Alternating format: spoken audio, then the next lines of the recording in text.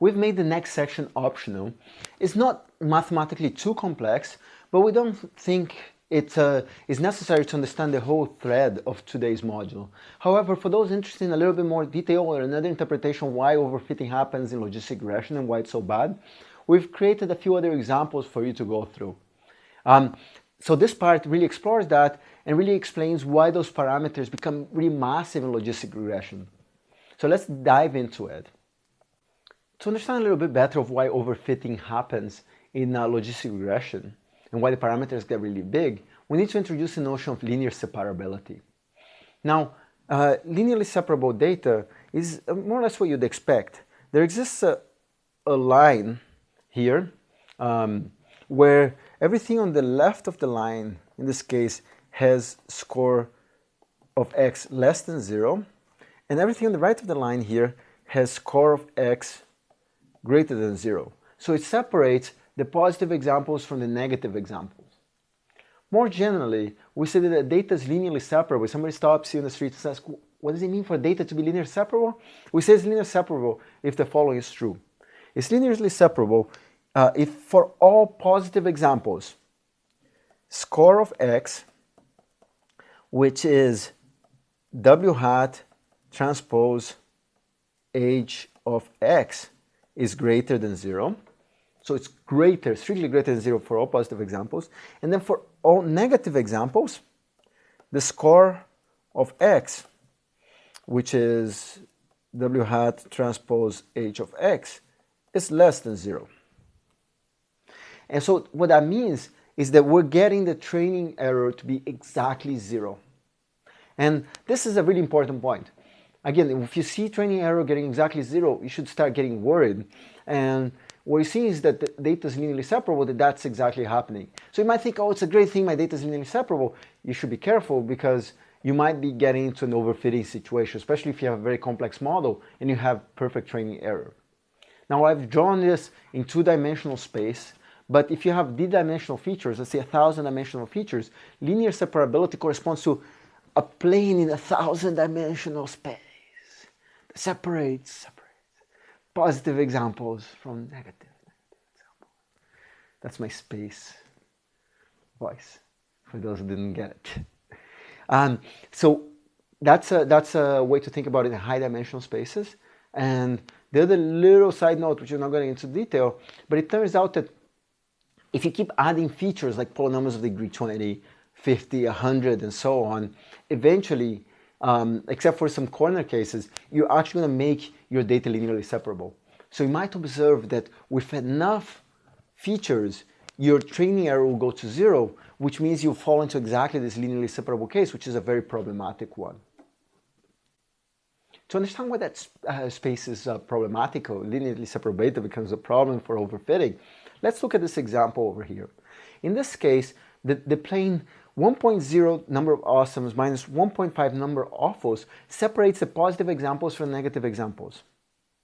Now, what does that mean? That means that the plane 1.0 number of awesome minus 1.5 number of awfuls equal to 0 is the boundary between the positive examples and negative examples. Now what happens if I multiply both sides of that equation by 10? I get 10 number of awesomes minus 15 number of awfuls on the left side by multiply by 10. And if I multiply 0 by 10, I also get 0. So it turns out that that bigger coefficient also separates the data in exactly the same way.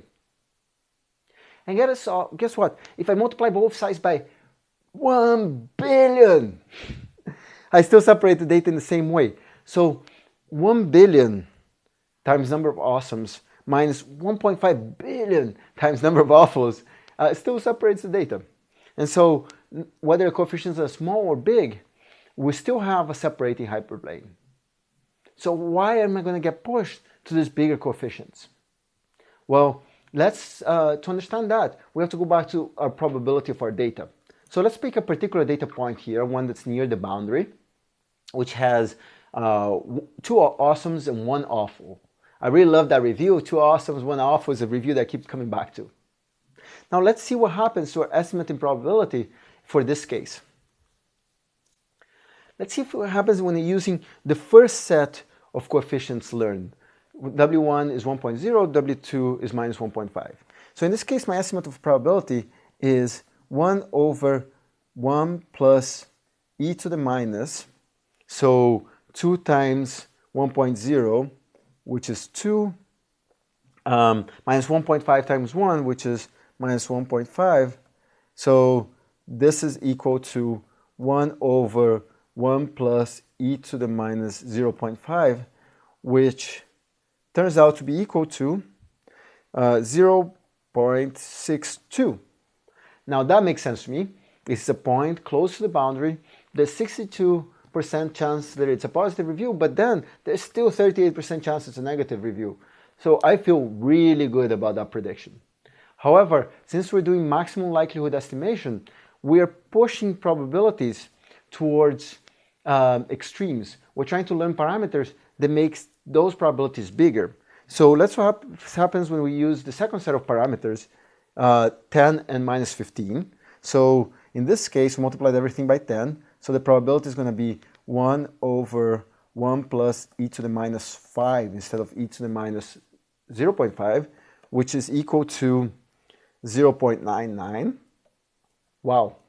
Now, even though the point is close to boundary, we are 99% confident that's a positive review.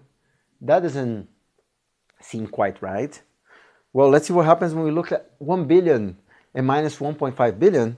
Well, that ratio becomes 1 over 1 plus e to the minus 0.5 billion. And I don't know, my calculator couldn't compute that exactly. Probably yours can't, but I can tell you is basically 1. So when the parameters become, the coefficients become really, really big, I'm sure that they put that point right next to the boundary has probability 1 of being a positive review, and I don't trust that. However, maximum likelihood estimation prefers models that are more certain, and so it's going to push the coefficients to being infinite for linearly separable data because it just can. So it's going to be pushing to be larger and larger and larger and larger until basically they go to infinity. So that's a really bad overfitting problem that happens in logistic regression. So just as a summary of this optional section, we'll see that logistic regression overfitting here can be what I call twice as bad. We have the same kind of bad situation that we had looking at decision boundaries and typically in regression, where you have this really complicated functions that you learn, and you become, with really complex decision boundaries that can overfit to the data and don't generalize well. But you also have the second effect, where if the data is linearly separable, if you have lots of features, the data becomes linearly separable, or you're close to it, then the coefficients can get really big and eventually even go to infinity. And so you get this massive coefficients and massive confidence about your answers. And so you see these two kinds of effects of overfitting with logistic regression.